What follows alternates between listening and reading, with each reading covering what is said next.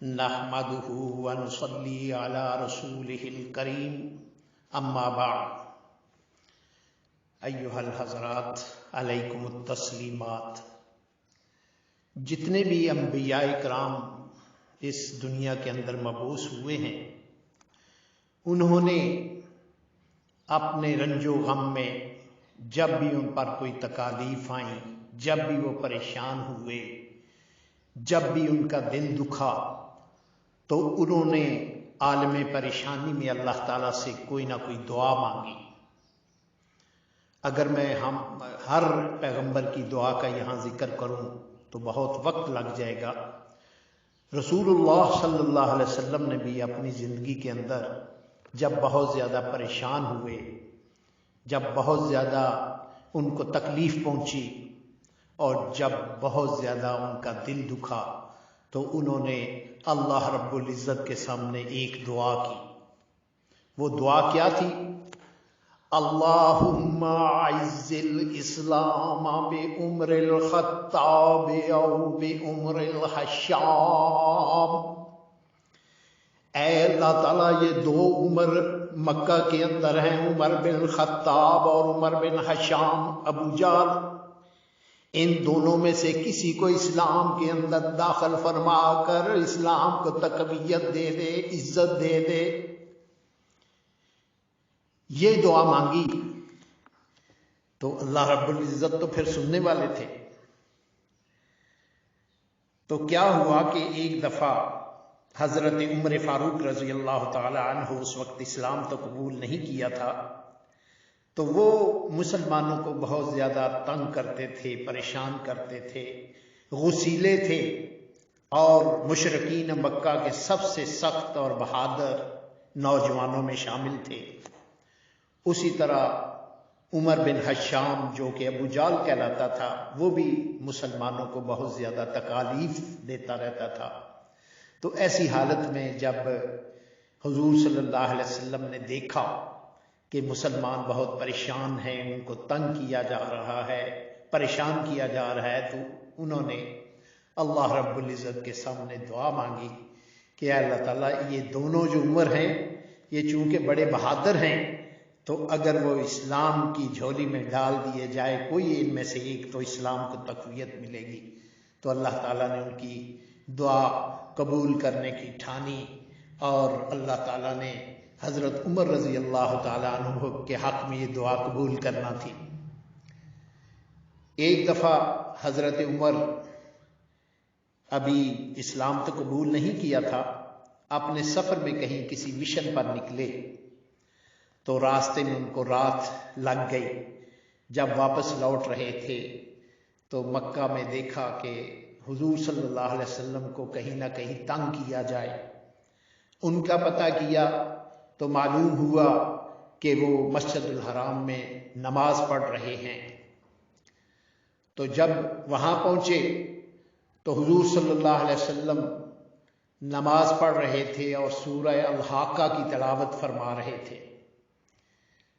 تو عمر رضی اللہ تعالی عنہ کہتے ہیں کہ میں نے وہ تلاوت سننا شروع کر دی، تو مجھے ایسے لگا کہ یہ کوئی ایسا کلام ہے جو عام ہمارے عربی کلام سے بڑا مختلف ہے۔ تو میں نے سوچا کہ یہ تو کوئی شاعر کا کلام ہے۔ تو ابھی یہ میں سوچ رہا تھا تو حضور صلی اللہ علیہ وسلم نے یہ آیت تلاوت فرمائی، وَمَا هُوَ بِقَوْلِ شَاعِرٍ قَلِيلًا مَا تُؤْمِنُونَ۔ یہ کسی شاعر کا قول نہیں ہے، یہ کسی شاعر کی بات نہیں ہے، لیکن لوگ تو بہت کم ایمان لاتے ہیں، سمجھتے ہیں۔ تو حضرت عمر نے یہ بات ان کو جواب مل گیا۔ پھر کہتے ہیں میں نے سوچا کہ یہ تو کسی کاہن کا کلام ہے۔ تو اس وقت حضور صلی اللہ علیہ وسلم یہ آیت تلاوت کر رہے تھے، وَلَا بِقَوْلِ كَاهِنٍ، یہ کسی کاہن کا قول نہیں ہے، قَلِيلًا مَا تَذَكَّرُونَ، بہت کم لوگ اس سے نصیحت حاصل کرتے ہیں۔ تنزیل من رب العالمین، یہ وہ کلام ہے جو رب العالمین نے نازل کیا ہے۔ حضرت عمر کہتے ہیں کہ میں سوچ میں پڑ گیا کہ یہ تو کوئی سچا کلام ہی ہو سکتا ہے۔ اسی وقت ایمان کی رمق ان کے دل میں نکلی، ایمان کی رمق ان کے دل میں پیدا ہوئی، گھر چلے گئے۔ کچھ دنوں کے بعد تلوار لے کر باہر نکلے، غصہ تھا کسی بات پر مسلمانوں پر، تلوار لے کر نکلے تو راستے میں کسی نے پوچھا کہ عمر کدھر جا رہے ہو؟ کہنے لگے کہ میں مسلمانوں کے ساتھ کچھ فیصلے کرنے جا رہا ہوں۔ تو انہوں نے کہا کہ پہلے اپنے گھر میں، اپنے بہنوئی کے گھر میں تو جاؤ، تمہاری جو بہن فاطمہ بن خطاب ہے وہ بھی قرآن پاک کی تلاوت کر رہی ہے، اور جو آپ کا بہنوئی ہے وہ بھی تلاوت کر رہا ہے۔ فوراً اس گھر میں پہنچے تو دیکھا کہ وہ قرآن پاک کے نسخے تلاوت کر رہے تھے۔ ان سے پوچھا، بہرحال مختصر یہ کہ ان کو مارا پیٹا کہ وہ یہ قرآن کے حصے کیوں پڑھ رہے ہیں۔ جب انہوں نے بہت مارا، ان کی بہن زخمی ہو گئی، تو اس کی بہادری کو دیکھ کر ان کے دل میں یہ بات آئی کہ یہ کوئی بڑا کلام ہے جس کی وجہ سے میری بہن میرے سامنے آج کھڑی ہو گئی ہے اور مجھے جواب دے رہی ہے۔ فوراً پوچھا کہ مجھے حضور صلی اللہ علیہ وسلم کے پاس لے جاؤ۔ اس وقت حضور صلی اللہ علیہ وسلم کوہ صفا کے ساتھ ایک گھر میں بیٹھے ہوئے تھے مسلمانوں کے پاس۔ کوہ صفا کے ساتھ ایک گھر تھا جس میں حضور صلی اللہ علیہ وسلم تبلیغ کا درس دیا کرتے تھے۔ حضرت حمزہ نے دروازہ کھٹکھٹایا، دیکھا کہ یہ کون ہے باہر، پتا چلا کہ عمر ہیں۔ حضرت حمزہ آگے بڑھے کہ اگر عمر کسی غلط نیت سے آیا ہے تو میں اس کا کلا کما کر دوں گا۔ بہرحال ان کا دل دیکھ کر، پسیجا ہوا دل دیکھ کر ان کو اندر آنے کی اجازت دی، اور حضور صلی اللہ علیہ وسلم نے بھی اس کے ہاتھ میں جو تلوار تھی وہ کھینچی اور فرمایا کہ اے عمر تم کب سدھرو گے؟ تو حضرت عمر نے کہا کہ میں اب ٹھیک ہو گیا ہوں، میں ایمان لے آیا ہوں، میرے دل میں ایمان کی رمق ہے، مجھے کلمہ پڑھائیے۔ اسی وقت کلمہ پڑھا، اشہد ان لا الہ الا اللہ واشہد ان محمدا عبدہ ورسولہ۔ وہاں پہ تکبیر، نعرہ تکبیر لگا، اور بلند آواز میں اتنا نعرہ تکبیر لگا کہ اس کی آواز حرم کعبہ تک بھی پہنچ گئی۔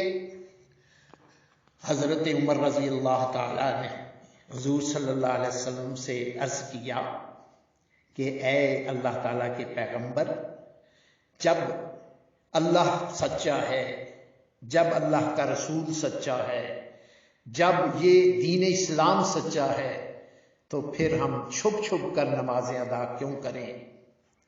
تو چلے آج ہم مسجد الحرام میں نماز ادا کرتے ہیں۔ حضور صلی اللہ علیہ وسلم کا چہرہ کھل اٹھا اور فوراً تیار ہو گئے۔ مسلمان نعرہ تکبیر بلند کرتے ہوئے وہ چل پڑے اور خانہ کعبہ کی طرف چلے۔ تو حضرت عمر رضی اللہ تعالیٰ عنہ نے اپنی تلوار نکالی اور مسلمانوں کے یہ جو گروپ تھا، کوئی 40 کے لگ بھگ، ان کی قیادت کرتے ہوئے حضور صلی اللہ علیہ وسلم کے ساتھ ساتھ سب سے آگے چلنے لگے اور تلوار نکال کر للکار کر کہنے لگے کہ ہے کوئی ایسا بندہ جو اپنے بچوں کو یتیم کرنا چاہتا ہے، مجھے روکے۔ آج عمر نماز پڑھنے جا رہا ہے مسلمانوں کے ساتھ مسجد الحرام میں، کوئی اپنی بیوی کو اگر بیوہ کرنا چاہتا ہے وہ عمر کو ٹوکے، کوئی بچوں کو یتیم کرنا چاہتا ہے وہ عمر کو روکے، لیکن کسی کو جرت نہ ہوئی کہ عمر کے مقابلے میں آتا۔ اللہ اکبر۔ حضور صلی اللہ علیہ وسلم مسلمانوں کو لے کر حضرت عمر کے ساتھ مسجد حرام میں داخل ہوئے اور نماز ادا کی۔ جب نماز ادا کرنے کے بعد باہر آنے لگے تو حضور صلی اللہ علیہ وسلم نے حضرت عمر کا ہاتھ پکڑا اور آسمان کی طرف بلند کیا اور فرمایا یا عمر انت فاروق بین الکفر والاسلام، اے عمر تو کفر اور اسلام کے درمیان بہت بڑا فرق کرنے والا ہے۔ تب سے حضور صلی اللہ علیہ وسلم نے جب یہ خطاب دیا حضرت عمر فاروق کو تو تب سے آپ عمر فاروق کہلانے لگے۔ فاروق کہتے ہیں بہت زیادہ فرق کرنے والا، فرق، الفارق، الفاروق، الفارق کہتے ہیں کسوٹی کو، فرق کرنے والا آلہ۔ آپ نے کبھی سناروں کے پاس دیکھا ہوگا ایک کسوٹی ان کے پاس ہوتی ہے جس کے اوپر وہ سونا رگڑتا ہے تو وہ بتا دیتا ہے کہ اس کے اندر کتنا سونا ہے اور کتنا کھوٹ ہے۔ کوئی بندہ کسی کے پاس کوئی زیور لے کر جائے کسی سنار کے پاس اور جا کر قسمیں اٹھائے کہ یہ بڑا کھرا سونا ہے، بڑا پاسے کا سونا ہے، تو وہ جواب دے گا کہ تو اتنی قسمیں کیوں کھا رہا ہے، میں ابھی کسوٹی پہ کسوٹی پہ گھسا کے دیکھ لیتا ہوں تو پتہ چل جائے گا کہ کتنا وہ کھرا ہے اور کتنا کھوٹ ہے اس میں۔ تو اسی طرح فارق کا مطلب ہے فرق کرنے والا، کسوٹی۔ ایک مجھے اہل تشیع دوست ملا، اس کے ساتھ بات ہو رہی تھی تو باتوں باتوں میں کہنے لگا کہ میجر صاحب آپ بھی مومن ہیں؟ میں نے کہا الحمدللہ میں مومن ہوں، اللہ تعالیٰ کی توحید پہ ایمان رکھتا ہوں، حضور صلی اللہ علیہ وسلم کی رسالت پہ ایمان رکھتا ہوں، صحابہ کرام اور خلافت راشدہ پہ ایمان رکھتا ہوں۔ تو وہ کہنے لگا کہ نہیں، میں وہ پوچھ رہا تھا کہ آپ بھی اہل تشیع مومن ہیں؟ تو میں نے کہا میں مومن وہ ہوں جو میں نے ابھی آپ کو بتایا ہے۔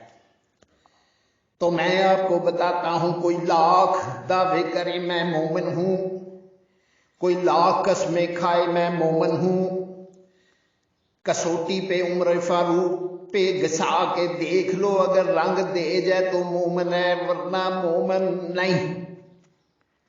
تو حضور صلی اللہ علیہ وسلم نے فرمایا انت فاروق بین الکفر والاسلام، اے عمر تو اسلام اور کفر کے درمیان بہت بڑا فرق کرنے والا ہے۔ سبحان اللہ، اللہ ہے۔